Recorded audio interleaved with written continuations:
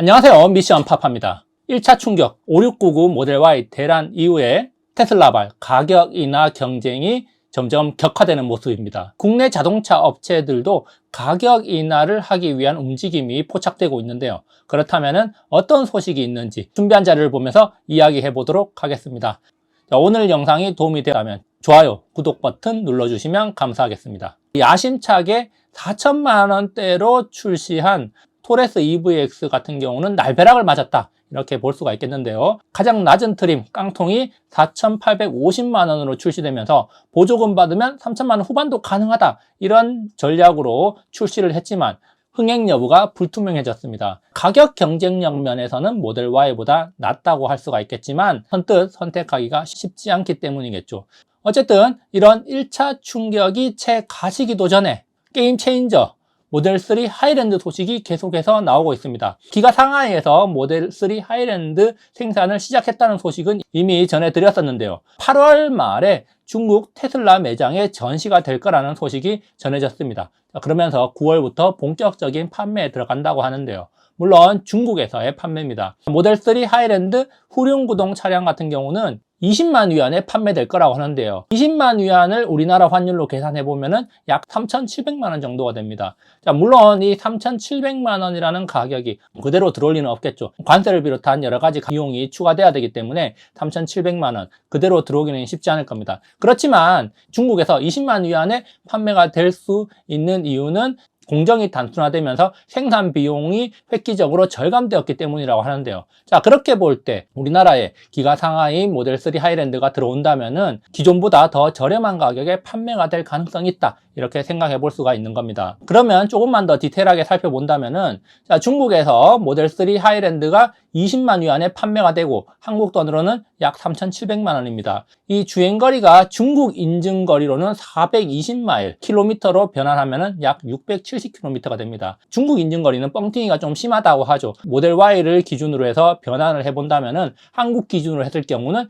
약 430km가 예상이 되고 있습니다. 자, 그러면은 여기서 한번 생각해 볼게. 주행거리가 일단 400km가 넘어가는데 가격은 3천만 원 후반에서 4천만 원 초반이다? 그렇게 됐을 때는 테슬라에서 굉장히 매력 있는 전기차를 출시를 한다, 이렇게 볼 수가 있는 겁니다. 사실 주행거리가 400km를 넘어간다면은 심리적으로도 굉장히 안정되고 우리나라에서도 웬만한 거리는 한번 충전으로 다 갈 수가 있는 거리가 됩니다. 서울에서 동해안을 놀러 간다고 해도 길어봐야 250에서 300km 정도 타고 가는 거고, 뭐 서울에서 부산까지는 조금 모자랄 수가 있지만 중간중간에 슈퍼차저가 많이 있기 때문에 충분히 우리나라 환경에서 매력적인 차량이 될 수가 있다는 겁니다. 그런 차량이 4천만 원 초반대에 나온다? 그렇다면은 굉장히 많은 수요가 발생을 할 수가 있다는 거죠. 그렇기 때문에 우리나라 자동차 업체들, 새로 전기차를 내놓는 자동차 회사들 같은 경우는 모델 3 하이랜드 소식이 굉장히 부담스러울 수밖에 없을 겁니다. 그래서 여러 가지 전략을 수립하고 있을 거라고 생각되는데요. 이 와중에 나온 소식이, 자, KG와 르노가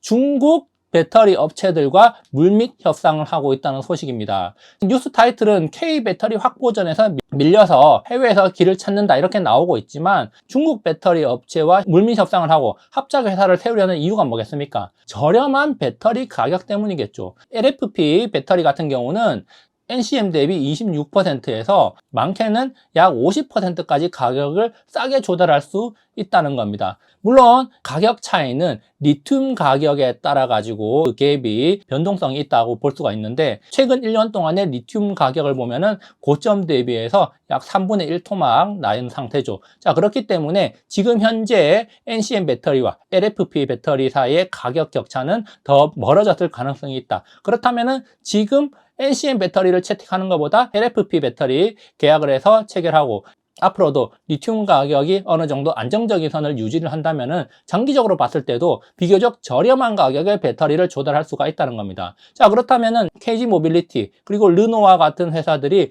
저렴한 가격의 배터리를 조달하기 위해서 중국 업체들과 손을 잡는 이유가 뭐냐?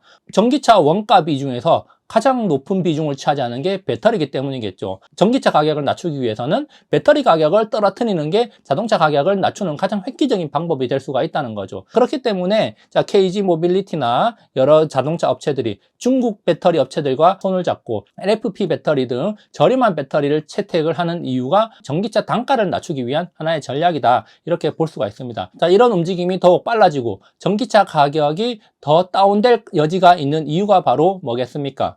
테슬라에서 모델 3 하이랜드 4천만 원 초반대가 나오고, 그리고 모델 2가 나온다는 이야기가 있습니다. 자, 모델 2는 더 저렴한 가격에 나오게 3천만 원 중반, 3천만 원 후반대만 나와도 굉장히 큰 인기를 끌 가능성이 있다. 그렇게 봤을 때 이 토레스 EVX 또는 기아에서 나온다는 EV4와 같은 차량들이 4천만 원 이상을 유지한다면 과연 경쟁력이 있을 것인가? 제가 봤을 때는 경쟁력이 굉장히 낮아지거나 경쟁력을 아예 상실할 가능성이 있다. 우리가 자동차를 살 때 가성비를 따지긴 하지만 그때 무조건 가성비만 따집니까? 가성비만 따진다면 경차가 최고죠. 경차가 아니더라도 저렴한 가격대의 중소형 세단들도 많습니다. 그렇지만 사람들은 그런 가성비만 따지는 게 아니라 브랜드 가치, 브랜드의 신뢰도를 비롯한 여러 가지 가치들을 따지게 되는데, 4천만 원대의 토레스, 4천만 원 또는 3천만 원대의 EV4 이런 것들이 테슬라의 모델 2나 모델 3 하이랜드